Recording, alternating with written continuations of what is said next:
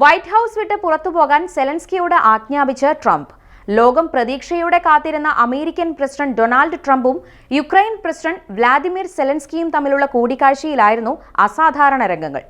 യുദ്ധം അവസാനിപ്പിക്കേണ്ടത് നയതന്ത്രത്തിലൂടെയാണെന്ന vice president JD വാൻസിന്റെ വാക്കുകളോട് എന്തുതരം നയതന്ത്രം എന്ന് സെലൻസ്കി തിരിച്ചു ചോദിച്ചു.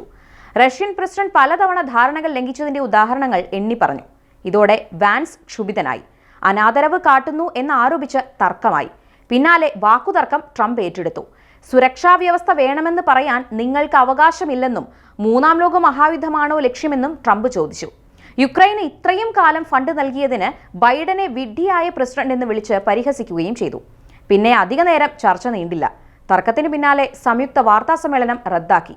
പിന്നാലെ സമാധാനം ആവശ്യമെന്ന് തോന്നിയാൽ സെലൻസ്കിക്ക് തിരിച്ചു വരാമെന്ന് ട്രംപ് സമൂഹ മാധ്യമത്തിൽ കുറിച്ചു.